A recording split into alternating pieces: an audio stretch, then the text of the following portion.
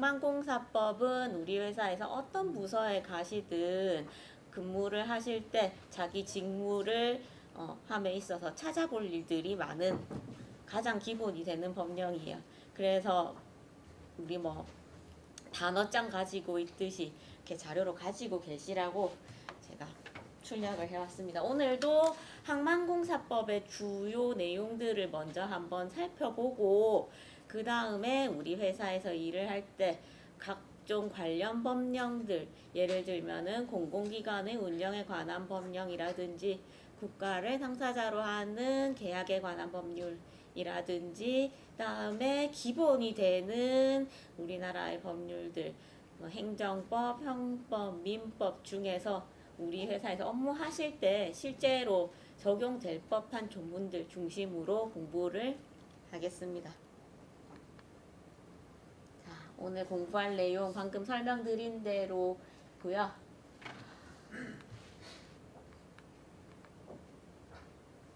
항만공사법은 입사시험 준비하시면서 한 번씩 다 보셨다고 제가 알고 있어요. NCS 공부하시면은 항만공사법 관련해가지고도 공부를 하신다고 들었기 때문에 익숙하실 텐데 항만공사법 이전에 우리가 어떤 근거로 해서 항만공사법 자체가 제정이 되었느냐 그 뿌리를 타고 올라가 볼게요. 우리나라 공공기관이 생기게 된 근거 법령이 가장 최상위에 있는 법령이 뭐냐라고 했을 때 정부조직법이라는 게 있어요. 우리는 이제 시험 범위가 항만공사법부터 들어가니까는 그 위에 상위 법령이 뭐 있는지는 사실 여러분들 신경을 못 썼을 거예요. 그런데 항만공사법이 있기 위해서는 정부가 가지고 있는 항만의 관리 운영에 관한 권한을 정부조직법에서 하급기관으로 위임, 위탁을 해줄 수 있도록 근거를 마련해놨기 때문에 항만공사법이라고 하는 게 탄생을 하게 된 거예요. 그래서 가장 위에 있는 정부조직법이라는 게 있다. 정부조직법은 국가행정기관의 설치 조직 그리고 직무 범위 대강을 정하고 있다. 근데 여기서 약간 이상한 게 우리 회사가 정부입니까? 우리 회사 정부 아니죠. 여러분들 공무원 아니에요. 그죠? 그런데 왜 정부조직법 얘기를 하느냐? 정부조직법에서 우리 주무부서인 해양수산부에 국가가 하는 많은 업무들 중에 일정 부분은 해양수산부가 이 업무를 관장해라 라고 정해두고 있고 그게 정부조직법 제43조에서 말하는 해양수산부의 업무 관장을 얘기합니다. 그래서 정부조직법에서는 해양수산부에 대해서 얘기를 하고 있어요. 해양수산부는 해양정책, 수산, 어촌개발 등등등 하면서 여기 해운, 항만에 관한 사무를 관장하는 게 우리 많은 부처들 중에 해양수산부가 하는 일이다 라고 정해두고 있어요. 정부조직법 다 발췌가 안 되어 있는데 정부조직법 후반부에 가다 보면은 이제 우리 정부가 모든 업무를 다 스스로 할 수 없기 때문에 각 부처에서 이렇게 배당받은 자기의 업무를 민간 또는 지자체 또는 타 공공기관에 위임을 또는 위탁을 해서 제하도급처럼 내 업무의 일부를 국민의 권리 의무와 관계없는 내 업무의 일부를 위탁을 줄 수 있게 근거를 두고 있어요. 그렇기 때문에 우리는 정부가 해수부에 권한을 준 업무들 중에 또 해수부가 우리에게 준 권한에 대해서 업무를 하게 된 거고 그게 바로 나중에 볼 항만공사법 제정의 기초가 되는 겁니다. 자, 공기업이 뭔지 혹시 여러분 면접 준비하시면서 준비하셨을 것 같아요. 공기업이 뭔지 알리오 기재부에서 얘기하는 공기업 개념이라고 하는 것은 이제 정부가 직간접적으로 투자를 해서 소유권을 갖거나 통제권을 행사하는 기업이라는 건데 소유권을 어떻게 갖나요? 여러분이 정부 소유는 아니잖아요. 그러면은 기업이라는 것의 소유권을 가지려면 어떻게 해야 될까요? 맞아요. 지분을 가지고 있으면은 소유한다는 개념을 이제 가지고 있을 수 있죠. 그래서 우리 회사 등기부 등본 보면은 정부가 대다수의 지분을 가지고 있어요. 우리 회사 지분 구조 어떻게 돼 있는지 아시는 분? 네. 맞습니다. 와, 저번에 제가 가르쳐 드려서 아는 거예요? 아니, 원래 알고 계셨던 거예요? 맞아요. 저희 지금 2018년도인가부터 정부 100%에서 정부 86%, 그 다음에 해양진흥공사 84%, 진흥공사 16% 정도로 지금 지분율이 바뀌었는데, 어쨌든 대다수의 지분율을 정부가 가지고 있고 16% 정도는 해양진흥공사가 우리 주주로 되어 있습니다. 그래서 정부가 직간접적으로 투자해서 소유권을 갖고 있는 기업 맞죠? 그 다음에 통제권을 행사한다는 것은 경영에 대해서 통제권을 행사하는 걸 얘기하는데, 후에 나오겠지만은 우리 회사 사장님, 임원 선임할 때 기획재정부에서 그다음에 해수부에서 각각 임명을 하고 임원추천위원회라고 하는 기구를 구성을 해가지고 사장님이랑 그 경영 계약을 체결하고 하는 방법으로 통제권을 가지고 있어요. 그래서 우리 회사는 전형적인 공기업의 특징을 가지고 있는 공기업이 맞다. 공공기관의 운영에 관한 법률에도 그 근거가 나와 있어요. 그래서 다른 법률에 따라 직접 설립되고 정부가 출연한 기관이 공공기관이다. 여기에서 말하는 다른 법률이라고 하는 게 바로 항만공사법이에요. 그래서 우리 회사는 항만공사법에 따라 직접 설립되고 정부가 출연한 기관이에요. 자, 항만공사법 1조 보시면은 이 법은 항만공사를 설립하여 어쩌고 저쩌고 국민 경제의 발전에 이바지함을 목적으로 한다라고 해서 항만공사법에 의해서 설립됨을 1조에서 천명하고 있는 걸 볼 수 있죠. 자, 다시 공공기관 개념으로 넘어와서 우리 회사 시장형 공기업이라는 것 정도는 시장형 공기업이 뭔지 몰라도 면접 준비하면서 이 정도는 외워오셨어요. 그죠?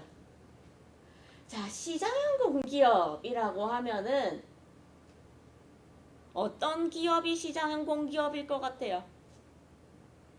그냥 이 단어만 들었을 때에는 조금 더 민간 기업처럼 경쟁하고 조금 더 시장에 직접 관여를 하고 이런 게 시장형 공기업이 아닐까라고 느낌이 오실 텐데, 사실 우리 공문법에서 얘기하는 시장형 공기업이라고 하는 거는 정량적인 기준으로 시장형 공기업, 준시장형 공기업, 그 다음에 준정부 기관 등등등을 구분하고 있어요. 무슨 얘기냐? 시장형 공기업이 되기 위해서는 일단 자산 규모가 일정 규모 이상이 돼야 돼요. 그래서 자산 규모가 얼마입니까? 2조 원 이상이죠. 그리고 우리 총 수입액 중에서 자체 수입액이 85% 이상인 공기업. 여기 대통령령이 정한다는 건 이제 공문법 시행령에 가보시면은 몇 퍼센트가 대통령령이 정하는 기준 이상인지를 찾아보실 수가 있는데, 타고 내려가다 보면 85%로 정해져 있거든요. 그래서 시장형 공기업은 자산 규모가 2조 원 이상이고 내가 벌어들이는 총 수입액 중에서 스스로 충당할 수 있는 자체 수입액이 85% 이상이다. 정부가 그렇게 보조를 안 해줘도 내 스스로 먹고 살 수 있는 수준이 되는 기업을 시장형 공기업이라고 하고, 시장형 공기업이 되려면 자산 규모가 2조 원 이상이 돼야 되는데, 와, 우리 회사 그렇게 부자였어요? 라고 생각하시겠죠. 왜냐하면은 우리 회사 가지고 있는 이 항만터미널 부동산들, 이 유형 자산들의 가치가 굉장히 높기 때문에 우리가 현금 부자라서 2조 원을 현금을 가지고 있는 것은 아니고, 그 부동산들의 가치가 이제 2조 원이 육박을 하기 때문에 시장형 공기업이 들어가는 거고, 항만공사 중에서 시장형 공기업은 우리 부산항만공사랑 인천항만공사밖에 없어요. 다른 항만공사 여수광양이랑 울산 같은 경우는 준시장형 공기업, 준정부기관 왔다 갔다 하고요. 우리는 설립 이래 지금까지 계속 시장형 공기업이었고, 인천항만공사도 이렇게 왔다 갔다 하는 걸로 제가 알고 있어요. 그 외에는 거의 에너지 공기업들밖에 없거든요. 무슨 수자원, 뭐 석유 이런. 그래서 시장형 공기업이라는 것은 자부심을 가지셔도 될 정도입니다. 자, 항만공사법 1조 다시 볼게요.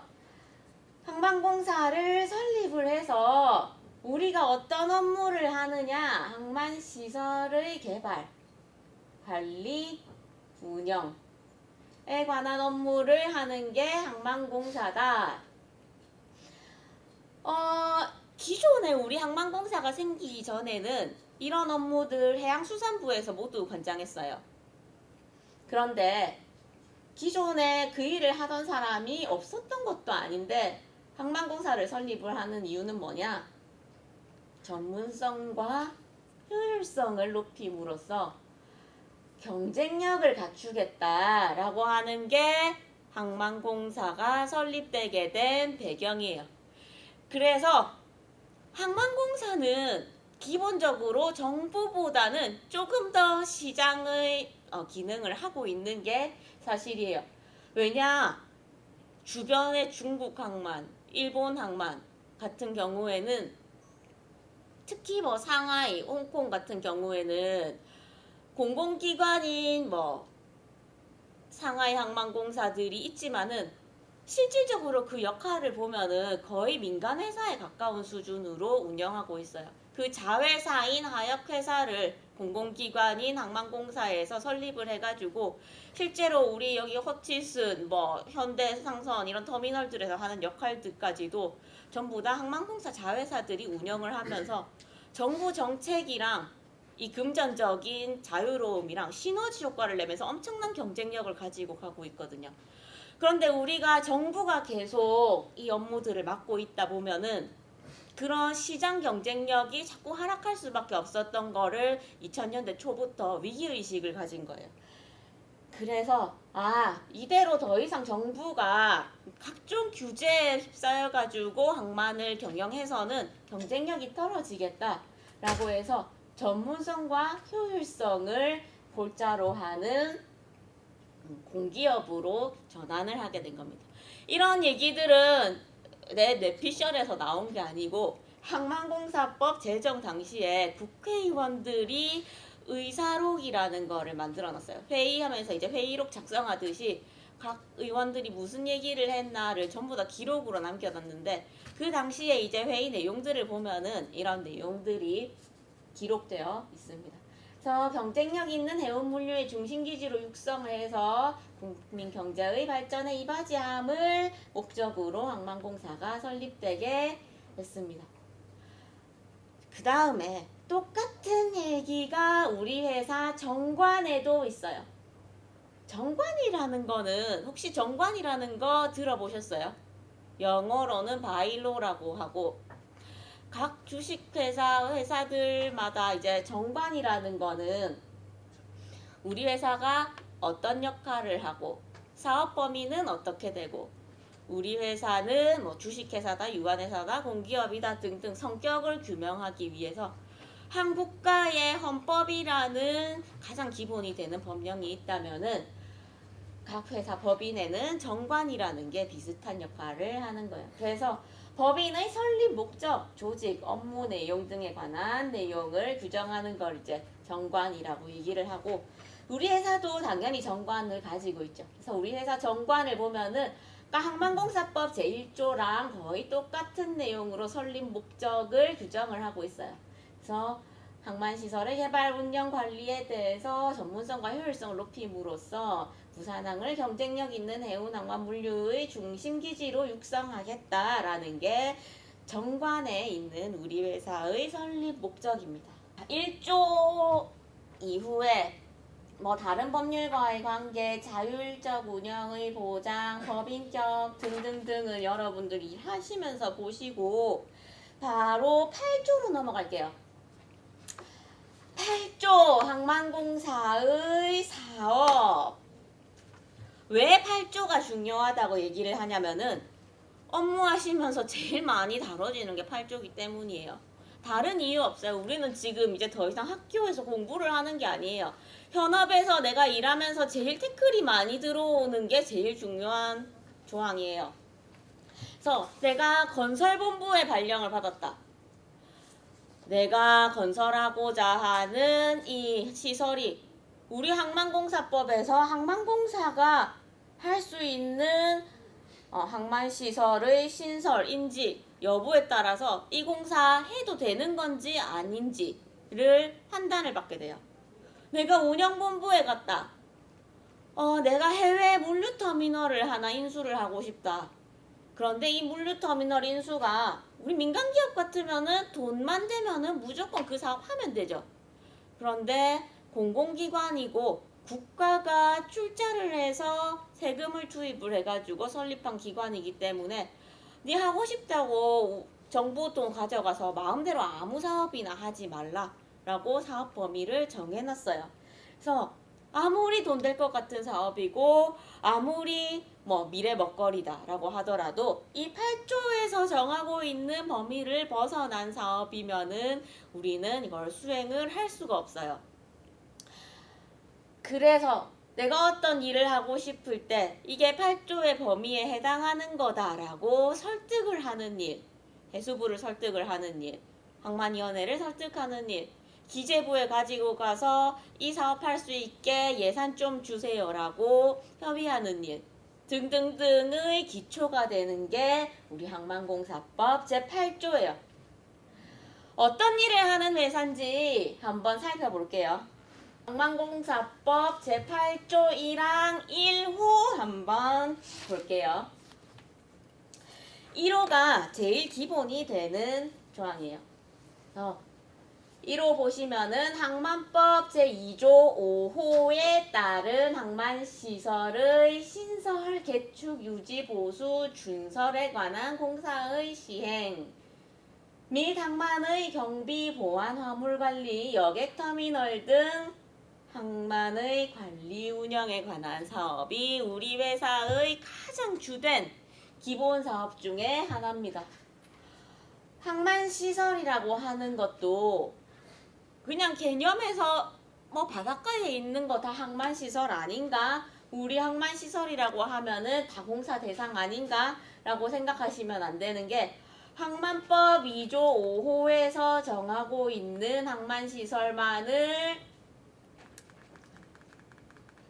신설, 개축, 유지, 보수, 준설할 수 있도록 하고 있어요.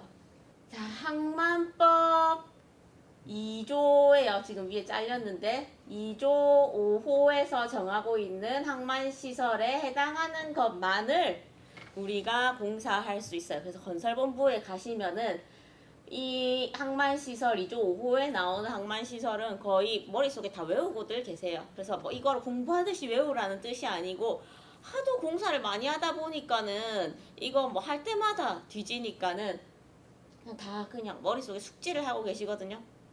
건설본부 가신 분, 네, 여러분들도 뭐 이제 익숙해지실 거예요. 그래서 항만시설의 종류 보면은 보이시죠? 보이세요? 네. 기본시설, 기능시설, 지원시설, 항만친수시설, 배후단지로 나누고 있어요. 이 5호 가에서 마모까지가 우리 항만공사법 제8조 1항 1호에서 얘기하는 항만시설이에요. 기본시설 보면 뭐 항로, 정박지, 선회장, 수역시설 같은 거 가장 기본이 되는 시설인 거 뭐 상식적으로 알겠죠. 그다음 방파제, 도로, 암벽 등등등 기본이 되는 항만시설들이 이제 기본시설에 다 포함이 되어 있고 기능시설이라고 해가지고 항행보조시설, 하역시설, 여객 이용시설, 뭐 저기 우리 국제여객터미널 같은 거 다 여기에 해당하겠죠. 그다음에 뭐 창고, 야적장 등등등 전부 다 기능시설에 포함이 되어 있어요. 지원시설, 그거보다 조금 더 항만시설에서 거리가 멀지만 그래도 항만 냄새가 좀 나는 것들이에요. 보관창고 등 배후유통시설, 선박기자재 등 뭐 등등. 신재생에너지 관련 시설. 그다음에 항만 친수 시설 같은 경우에는 우리 여기 북항 재개발하면서 친수 공간들 많이 만들고 있죠. 그래서 항만 친수 시설, 해양 레저용 시설, 뭐 해양 문화 교육 시설 등등. 그다음에 항만 배후단지, 우리 신항에 가면은 신항 배후단지 그 파란색 지붕으로 쭉 물류 창고들 있고 하는데 혹시 보신 적 있으세요? 신항지사 혹시 견학 갔다 오셨어요? 아직 안 가봤어요. 어. 물류창고도 안 가보셨고, 그 명지 가시다 보면은 그 이제 한번 가실 일 있으면은 차에서 관심 있게 한번 보세요. 거기가 다 이제 배후단지인데 물류 관련 수업 들으셨어요? 잠깐 재미를 위해서 얘기를 하면은 요즘의 항만들의 경쟁력을 가늠하는 척도는 뭐 시설 설비, 그다음에 하역 속도 이런 것도 물론 중요하지만은 최근에 근래에 와가지고 경쟁력을 이제 가늠하는 척도는 배후단지가 얼마나 활성화되어 있는지에 중점을 둔 지가 한 10년 정도 더 넘은 것 같아요. 그래서 배후단지라고 하는 것은 우리가 항만에 인접한 내륙 지역에서 힌덜랜드라고 이제 영어로 얘기를 하는데, 그래서 이제 하역을 한 이후에 바로 옆에서 얼마나 이 하역된 물건을 빨리 재가공, 조립, 뭐 이런 부가가치 창출을 해가지고 다른 곳으로 뭐 제3국으로 다시 환적을 해가지고 보낼 수 있는 기능을 하느냐, 뭐 등등등 이런 부가가치 창출을 할 수 있는 능력이 얼마나 활성화되어 있는지를 기준으로 항만의 발전 정도를 측정을 하거든요.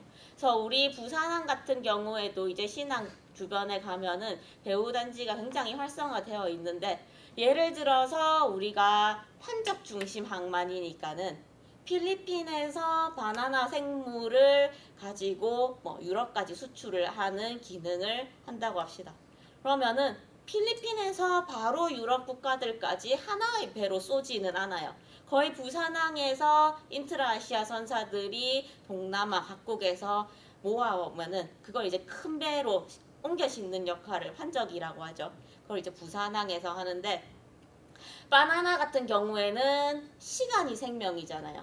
그래서 그 필리핀에서 이거를 돌 스티커 붙이고 비닐봉지 넣고 완제품 만들어 가지고 배에 실어서 유럽까지 출발시키는 것보다는 우리 지하철에서 화장하는 여자들 보신 적 있죠? 그런 것처럼 이동하는 과정에서 업그레이드를 자꾸 시키는 게 훨씬 물류회사 입장에서, 그 다음에 그 화주 입장에서 유리한 거예요. 그러려면 부산항에서 잠깐 내려서 배 갈아 싣기까지 기다리는 시간 동안에 어차피 기다릴 동안 스티커 붙이고 비닐 포장하고 하는 게 훨씬 더 시간적으로 단축시킬 수 있는 거예요. 그런 기능을 충실히 할 수 있는 게 이제 배후단지가 얼마나 활성화되어 있느냐 하는 거고, 바나나를 예로 들었지만은 뭐 기계 같은 경우에도 부품을 수입해 와가지고 부산항에서 조립을 해가지고 완제품으로 만들어서 뭐 미주나 유럽으로 가는 배에다가 싣거나 이런 것들이 전부 이제 우리 배후단지가 하는 역할들. 그리고 배후단지가 그만큼 활성화되어 있으면은 물류 기능으로서의 기능도 당연히 경쟁력이 높아지지만 그만큼 지역 경제에도 일자리를 창출하고 세수를 발생시키고 해서 윈윈인 그런 기능을 하는 것들이 이제 배후단지예요.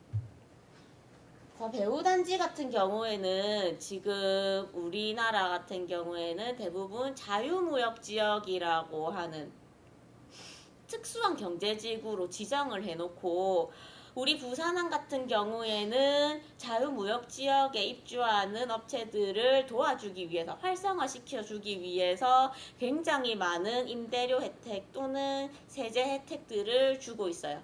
그래야 이제 우수한 기업들이 들어와가지고 그런 물류 활성화 기능을 할 거니까요.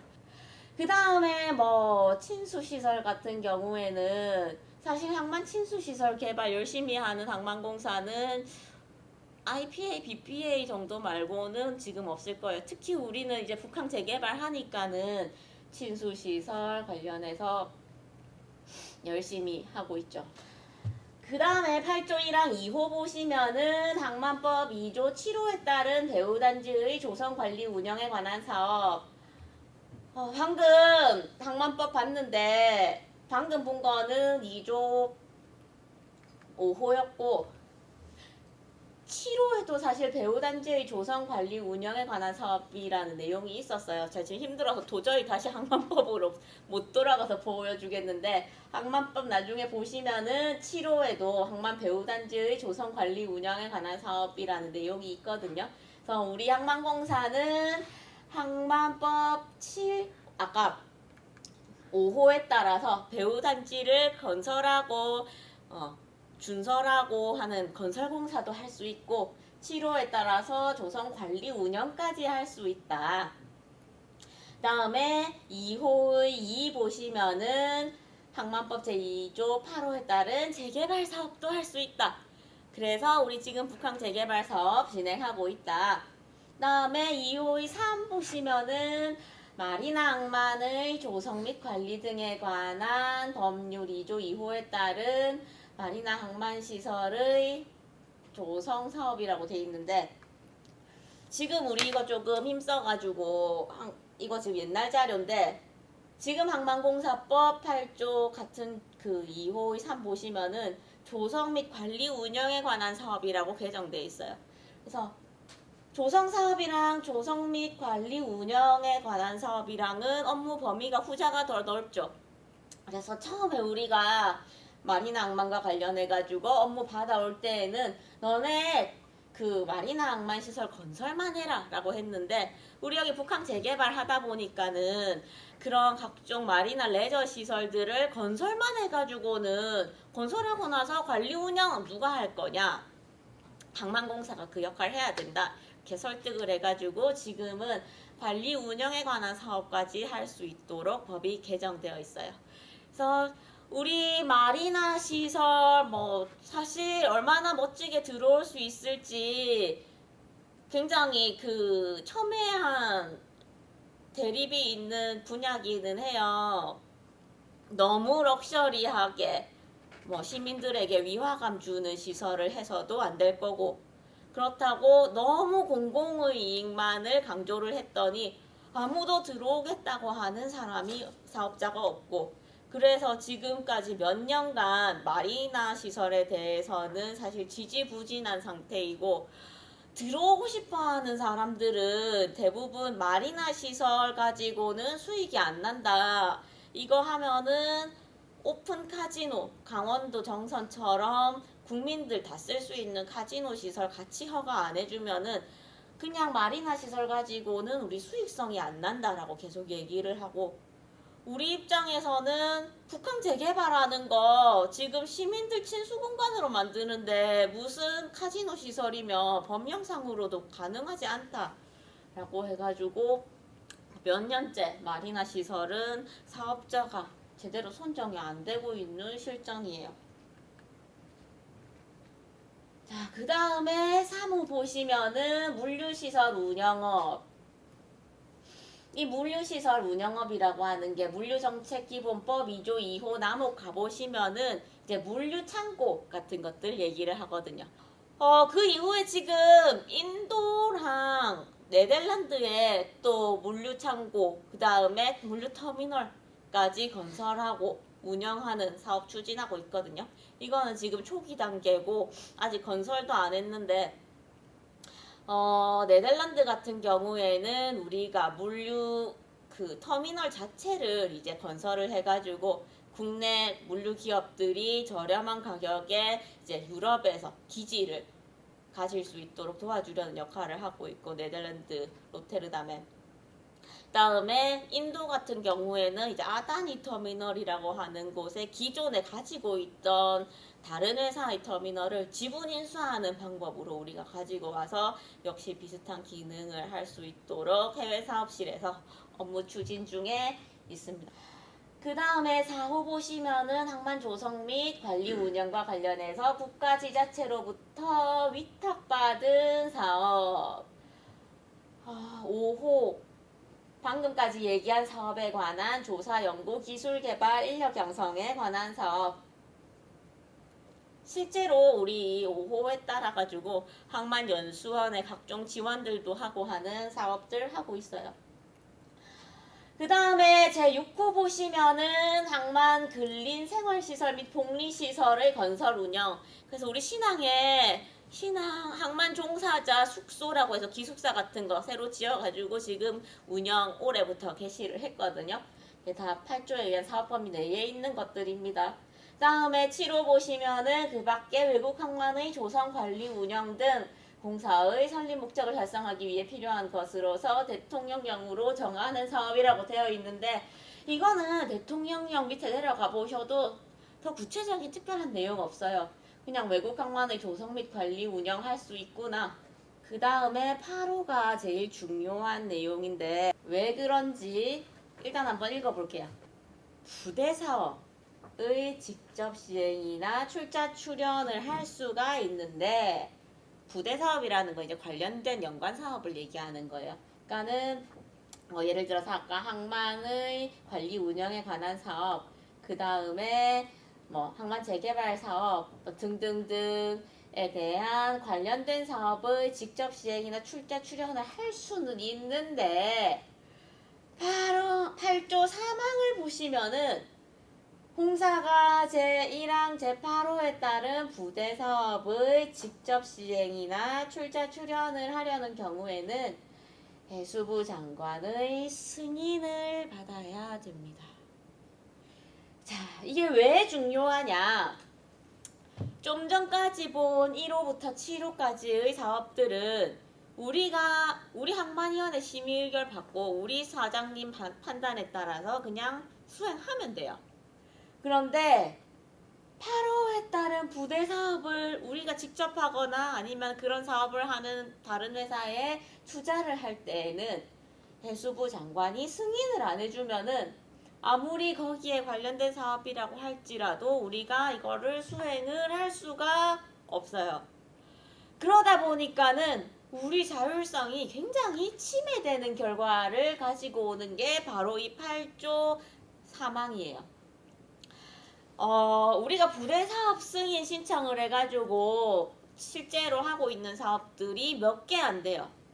예를 들어서 우리 국제여객터미널 위에 보면은 컨벤션 센터 있거든요. K&M 베이비 페어도 하고 각종 세미나도 하고 하는 컨벤션 공간인데 혹시 가보신 분 계세요? 네.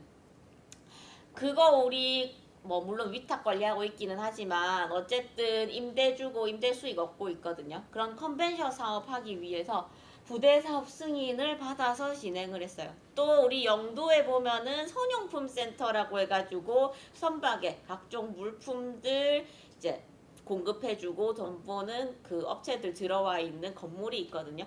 그 선용품 센터 사업할 때에도 부대 사업 승인 신청을 받아서 했는데, 이 부대 사업 승인 신청을 말은 승인을 받아야 된다라고 돼 있지만은 해수부 설득하는 게 굉장히 쉽지가 않아요. 그래서 원래 원칙보다는 예외가 항상 시험에도 많이 나오는 법이죠. 우리도 일할 때 원칙적으로 우리가 할 수 있는 사업에 대해서는 아무 곤란함 없이 수행을 하고 있어요. 근데 이 부대 사업에 해당하는 것들은 이 승인 절차 때문에 항상 엄청 자료도 열심히 만들어 가가지고 공공기관이 해수부에서 처음 만들어지다 보니까는 이거 주면 얘들 감당할 수 있을지 없을지 세금 문제를 생각을 못했던 거예요. 그래서 이제 다른 PA 만들 때에는 무조건 현물로 다 출자를 해주면은 얘들이 이거를 감당을 못하는구나. 그래서 그러면은 소유권은 국가가 가지고 있어서 세금 면제 혜택을 받되 다른 관리 운영만을 할 수 있도록 관리권이라는 것만 다른 PA들에는 주자라고 해서 생겨난 게 이제 관리권 출자라는 개념인데, 우리 부산항만공사에는 관리권 출자를 받은 재산들은 없어요. 그래서 우리가 지금 관리하고 있는 재산들은 크게 국유재산, 그 다음에 우리가 출자받은 우리가 소유한 재산들이 있는데, 제28조를 먼저 보시면은 국공유 재산의 전대라는 개념이 나오죠.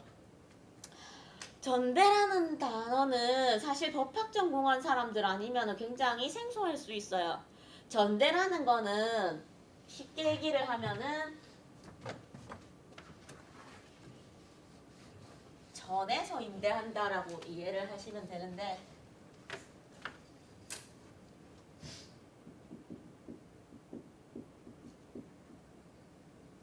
내가 가지고 있는 거를 소유라고 하죠. 그래서 뭐 부동산을 소유권자다 라고 했을 때 누군가에게 빌려주는 거를 임대라고 해요. 그래서 이렇게 되면은 임대인과 임차인의 관계가 되죠. 그래서 집주인이 첫 번째 단계로 빌려주는 거를 이제 임대차 관계라고 얘기를 하고, 내가 빌려서 스스로 이거를 사용 수익하는 게 아니고 다시 제3자에게 한 번 더 빌려주는 경우들이 있어요. 뭐 예를 들면은 상가 건물을 통째로 빌려가지고 호실별로 짜게가지고 다른 사람들에게 다시 빌려주고, 이런 관계들을 이제 전대라고 하고, 전차인과 전대인의 관계가 됩니다. 그래서 국공유 재산의 전대라는 단어는 왜 나왔느냐? 여기에서 이 A가 항만공사가 되는 거예요. 국가가 소유자고 보통 터미널 운영사가 전차인이 되겠죠. 그래서 우리가 소유하는 재산 말고 국가로부터 임대받은 재산들을 항만공사가 직접 사용 수익만 해야 되는 게 아니고 제3자인 운영사 아니면은 선사 등등등에게 다시 빌려줘도 된다라고 하는 게, 항만공사가 소유자는 아니지만은 국공유 재산을 전대해도 된다라고 하는 규정을 28조에서 두고 있는 거예요. 그래서 우리 항만시설 중에 국유 재산을 전대하는 게 항만공사가 할 수 있는 큰 업무 중에 하나고, 대신에 네가 우리 이 중요한 재산들을 빌려갔으면은 네 맘대로 다른 사람에게 빌려주서는 안 되고 항상 해수부 장관 또는 지자체장의 승인을 받아야 된다. 여기에서 지자체장이 나오는 이유는 국유재산은 국가가 소유하는 거고 공유재산은 지방자치단체가 소유하는 걸 얘기해서 이제 국공유재산을 장관 또는 지자체장의 승인을 받아야 된다고 하는데, 우리가 가지고 있는 항만시설 관리하는 것들 중에서 지자체가 가지고 있는 재산들은 지금 없거든요. 그래서 부산항만공사는 국유재산만을 전대를 하고 있습니다. 그 다음에 29조는 더 쉬워요. 29조는 우리가 가지고 있는 우리 재산인 항만시설을 임대하거나 사용하게 할 수 있다. 자, 헷갈리는 게 사용하게 하는 거랑 임대하게 하는 거랑 뭐가 다르지? 라고 헷갈릴 수 있는데, 운영 공부에서 업무하시다 보면은 우리 하위 규정이 있어요. 그냥 이거는 법령으로 정해놨어요. 임대차 계약으로 제3자에게 사용 수익권을 줄 수 있는 항만시설이 있고 사용 승낙을 통해 가지고 할 수 있는 항만시설들이 있는데, 이건 오늘 뭐 이렇게 구체적으로는 다 얘기를 안 할게요. 항만시설은 최장 50년까지 임대해 줄 수 있어요. 그래서 우리 여기 북한에 있는 터미널 운영사들 50년까지 실제로 임대차 기간 가지고 있는 임대차 계약서들이 있거든요. 그럼 뭐 50년 전이랑 지금이랑 물가도 다르고 그 모든 환경이 다를 건데 어떻게 50년치 계약을 하느냐라고 했을 때, 주된 계약의 내용들이 있잖아요. 임대차 목적물, 임차인 뭐 등등등은 주계약서에 정해놓고, 다음에 뭐 임대료 등등 변동해야 되는 것들은 3년에 한 번, 뭐 4년에 한 번 각각 갱신을 해서 계속 변동시키고 있어요. 그래서 우리 뭐 허치슨 터미널이랑 계약이라든지 여기 각 AA 선사들이랑 뭐 운영 계약서들 보면은 주계약이랑 부계약으로 나눠서 계약을 체결해주고 있습니다.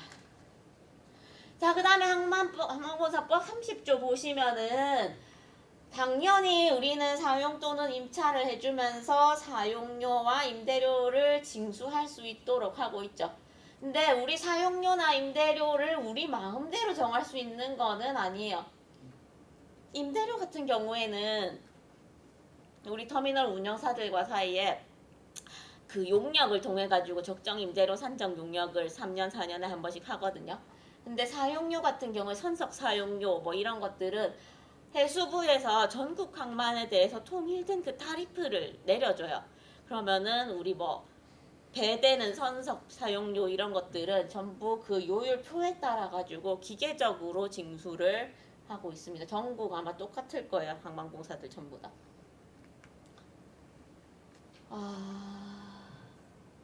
그 다음에 우리 항만위원회라고 불리는 이사회에 대해서 한번 살펴볼게요. 이사회라는 거는 신문에서 이사회라는 단어 많이 보셔서 단어 자체는 익숙하실 거예요.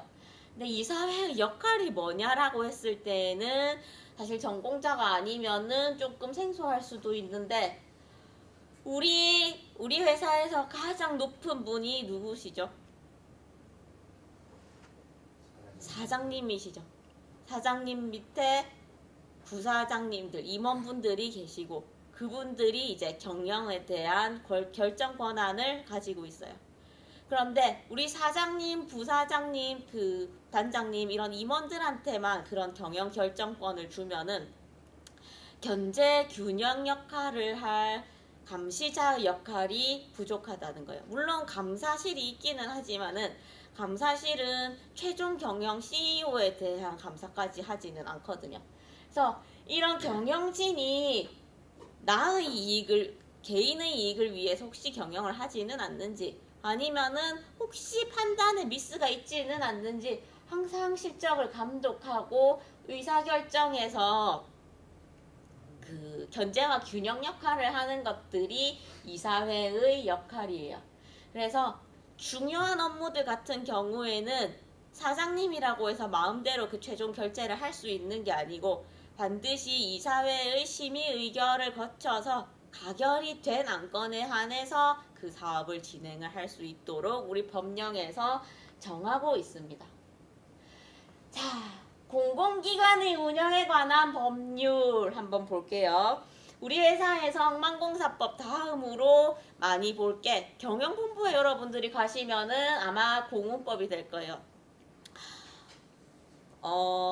운영본부에 가시면 항만법을 많이 보시게 될 거고 건설본부에 가시게 되면은 신항만 건설촉진법, 항만법까지도 숙지를 하셔야 될 거예요. 자, 공운법이라고 약칭을 하는데 아무도 여러분들에게 친절하게 자, 공운법이라고 하는 건 공공기관의 운영에 관한 법률이야 라고 설명해 주지 않을 거예요. 그냥 공운법 몇 조에 따르면이라고 선배들이 얘기를 하면은 아, 공공기관의 운영에 관한 법률 말씀하시는구나 라고 캐치를 하시고 제17조 보면은 이사회의 설치와 기능이라고 해서 어떤 사항을 할 때에는 이사회의 심의 의결을 반드시 거쳐야 하는지를 정해두고 있어요. 주로 보면은 회사의 존립에 대해서 영향을 미칠 만큼 굉장히 중요한 업무들이 많이 있어요. 일상 업무들 같은 경우에는 전부 다 이사회 그 의결을 받지는 않거든요. 그렇게 하면 이제 뭐 너무 효율성이 떨어지겠죠. 그래서 중요한 업무들을 위주로 공운법이라고 하는 전국에 있는 모든 공기업 준정부 기관에 공통적으로 적용되는 법령에서 이를 정해두고 있는데 한번 쭉 볼게요. 중장기 재무관리 계획을 세우는 것. 돈 얘기 당연히 중요하죠. 예비비, 예산, 결산. 마찬가지로 우리가 돈을 어떻게 어디에 얼마만큼 쓸 것인가. 사장님 마음대로 결정하실 수는 없겠죠. 기본 재산의 취득과 처분. 우리 부산항 팔아버리면 어떻게 될까요? 더 이상 회사의 존립 자체가 불가능하겠죠. 그 다음에 장기 차입금, 사채 발행. 마찬가지로 차입금 너무 많이 빚 너무 많이 져버리거나 아니면 사채를 막 미친 듯이 발행을 해가지고 빚더미에 앉게 만들면은 안 되겠죠. 생산 제품과 서비스의 판매 가격, 이게 지금 전국에 있는 공공기관들 같이 쓰는 법령이라서 이렇게 추상적인 개념을 가지고 있는데, 우리 항만공사법에서 저조항에 상응하는 규정을 보면은 항만시설의 임대료 및 사용료의 기준 설정, 아까 사용료 같은 경우에는 해수부에서 관장한다고 얘기를 했어요. 임대료 같은 경우에는 사장님 마음대로 기준을 설정해서는 안 된다. 다음에 잉여금의 처분, 다른 기업체에 대한 출자 출연, 채무 보증, 경관 변경, 사규 중에서 중요한 사규들, 인사규정, 보수규정, 직제규정, 항만위원회 운영규정 같은 중요한 사규들의 제정이나 변경. 다음에 임원 보수, 자기 보수 자기가 마음대로 결정하게 둘 수는 없겠죠. 기타 필요하다고 인정이 되는 것들까지는 내 업무가 여기에 해당하는데 내가 이게 이사회 심의의결 사항인 거 모르고 사장님 결재까지 받고 진행을 해버렸다. 그러면은 그 업무 자체가 법령에 따라서 효력이 없는 걸로 해석될 여지까지도 있어요. 그러면은 이게 우리 회사 내부적으로 일어나는 일이면 괜찮은데, 만약에 기본재산의 처분이라고 하는 거는 사는 사람이 있어야 팔겠죠. 그러면 매매계약 다 체결했는데 알고 보니까 이게 기본재산에 해당해가지고 이사회 심의 의결 안 받으면은 매매를 할 수 없는 뭐 장비였다, 항만시설이었다 라고 했을 때에는 그 매매 계약 효력 자체를 이제 법적으로 다퉈야 되는 일까지 발생을 할 수가 있어요. 그래서 이사회 심의 의결 사항인데 내가 이거를 모르고 그냥 결제만 받아서 진행을 하면은 큰 사고가 일어날 수도 있거든요. 그래서 오늘 내가 여러분들한테 이사회 심의 의결 사항을 얘기를 해주는 것은, 물론 여러분이 장래 이제 이사회 우리 임원이 되셔가지고 이사가 되셨을 때 이런 일을 할 거다라고 얘기를 하는 게 가장 주된 목적이지만, 그에 앞서 30년 전의 지금의 단계에서는 업무를 할 때 긴장감을 가지고 내 업무가 여기에 해당하는지 안 하는지 한 번 더 체크를 하고 진행을 하시라 라는 의미에서 말씀을 드리는 거예요. 너무 두려워하시지 않으셔도 되는 게, 첫째로 여러분 선배들이 다 먼저 짚어주실 가능성이 높고, 둘째로 향후 5년 안에 신입사원한테 이렇게 중요한 역할을 혼자 하라고 하는 경우들은 많이는 없을 겁니다.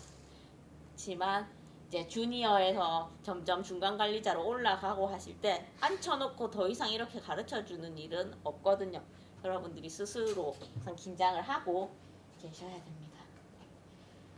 자, 항만공사법을 보시면은 방금 공문법에서 봤던 이사회의 심의의결 사항이랑 똑같은 내용들을 조금 더 우리 항만공사의 업무에 맞게 구체화시켜 놨어요. 보시면은 순서까지도 똑같은데, 방금 봤던 뭐 서비스와 재화의 제공에 따른 뭐 제품의 서비스 판매 가격 이런 것을 구체화시켜가지고 항만시설의 임대료 및 사용료 이런 식으로 우리 업무에 맞게 좀 더 각색을 해놨을 뿐이고, 내용이나 순서는 큰 차이가 없습니다. 그래서 보실 때에는 항만공사법 그리고 정관 보시면은, 정관이랑 항만공사법은 똑같거든요. 보시면은 더 정확한 업무를 하실 수가 있겠습니다.